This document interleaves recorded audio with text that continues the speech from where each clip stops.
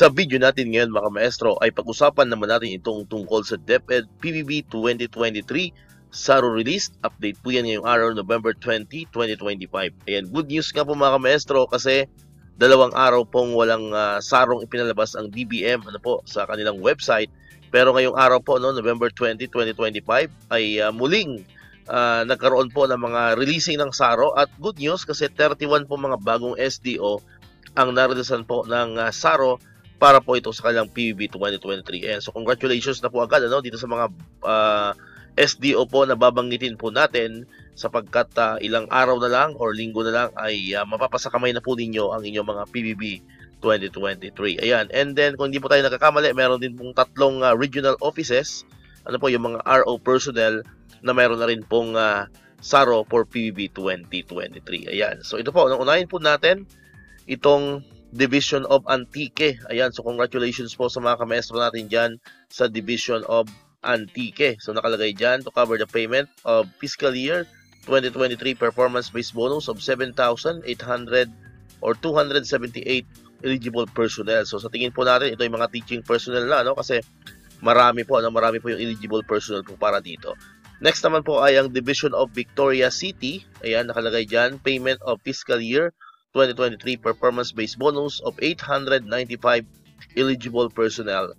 Next naman po ay ang Division of Silay City. Ayan, nakalagay dyan, payment of fiscal year 2023 performance-based bonus of 1,195 eligible personnel. Ayan. Next po ay ang Division of Rojas City. Nakalagay dyan, payment of fiscal year 2023 performance-based bonus of 1,418 eligible personnel. Next po ay ang Division of Iloilo. Ayan, so congratulations po sa mga kamaestro natin dyan sa Iloilo. Nakalagay dyan, payment for fiscal year 2023 performance-based bonus of 20,498 eligible personnel. Ayan, so ito po ay pang teaching personnel na po ito, kasi napakarami po, 20,000 plus na eligible personnel.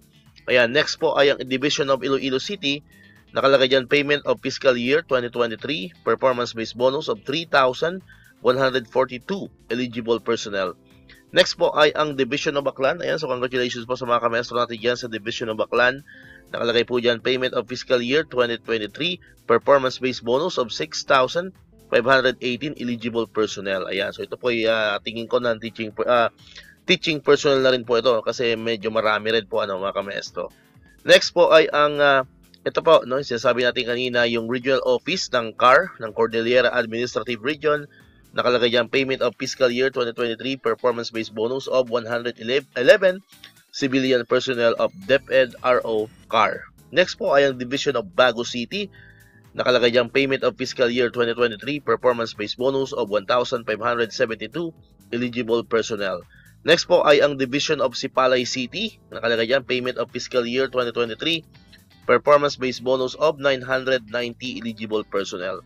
Next po ay ang Division of Cabancalan City, payment of fiscal year 2023 performance-based bonus of 2,087 eligible personnel. Next po ay ang Division of Mountain Province, nakalagay dyan, payment of fiscal year 2023 performance-based bonus of 93 eligible civilian non-teaching personnel of DepEd Schools Division Office of Mountain Province. So ito po ay mga SDO personnel po ito sa Division of Mountain Province. Next po ay ang Division of Abra. Nakalagay dyan, fiscal year 2023 performance-based bonus of 101 eligible civilian non-teaching personnel of Division Office of Abra. So ito po ay mga SDO personnel din po ito sa Division of Abra. Next ay ang Division of Guimaras. Nakalagay dyan, payment of fiscal year 2023 performance-based bonus of 2,022 eligible personnel. So ito para sa teaching personnel siguro ito mga kamaestro kasi medyo marami din. Next po ay ang Division of San Carlos City. Nakalagay dyan, payment of fiscal year 2023 performance-based bonus of 1,379 eligible personnel. So I think ito po ay pang teaching personnel din kasi medyo marami rin po mga kamaestro.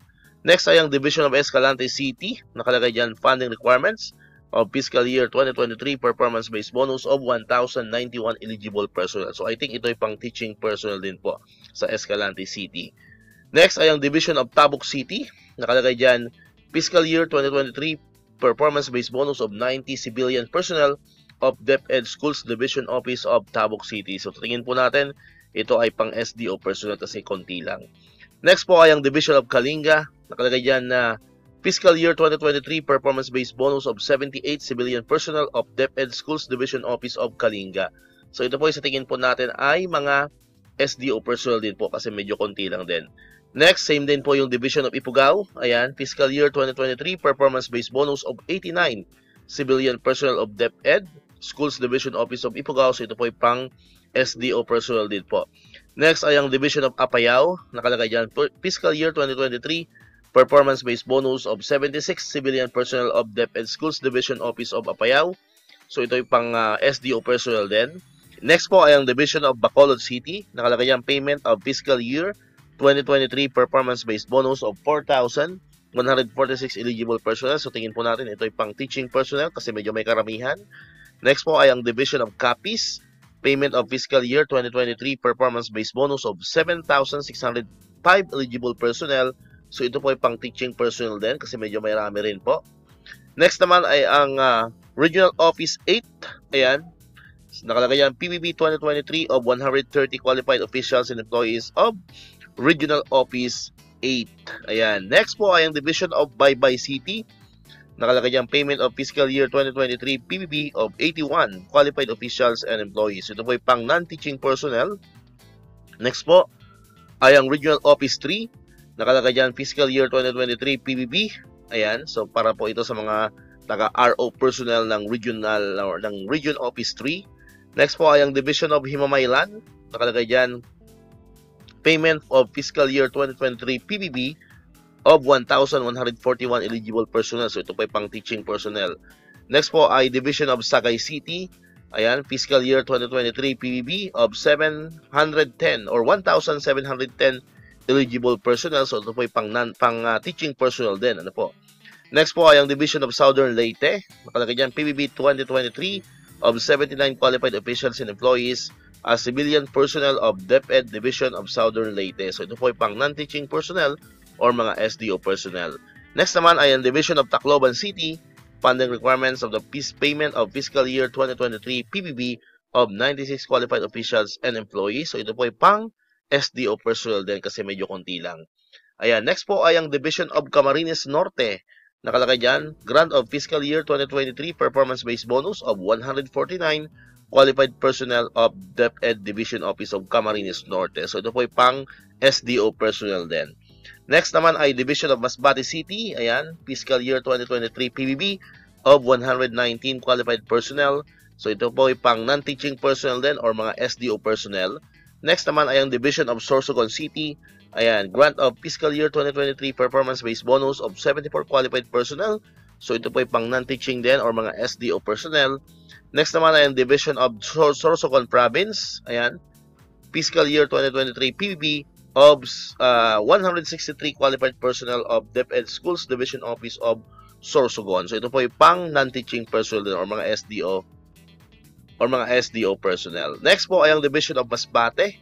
Nakalagay dyan, Fiscal Year 2023 Performance-Based Bonus of 275 qualified personnel of DepEd Schools Division Office of Masbate. So ito po ay pang non-teaching personnel or mga SDO personnel po natin. So far po, yan po yung 31 na mga bagong SDO na mayroon na pong SARO for PBB 2023 at kasama na rin po yung tatlong regional offices na narilisan na po ng kanilang SARO for PBB 2023. Ayan, so for more updates po patungkol dito sa ating pong PBB 2023 releasing po ng SARO, ayan, follow nyo lang po or subscribe nyo lang po yung page po natin para always po kayong updated pag may mga bago po tayong upload din ng mga videos dito po sa ating YouTube channel. Alright, so dito na tatapusin itong ating video ngayon mga maestro. Kung di ka pa nakapag-subscribe, click mo lang ang subscribe button dyan para ikaw yung unang nakapanood ng mga videos na ina-upload natin. Katulad ito, yung mga updates pa rin tungkol sa PBB 2023 and other benefits sa mga teachers and government employees. And syempre, click mo na rin ang notification bell button para manonotify ka. Always updated ka pag may mga bago tayong uploaded na videos. Sa muli, maraming salamat sa inyong panonood at pakikinig. Once again, El Maestro, see you on my next vlog. Bye-bye!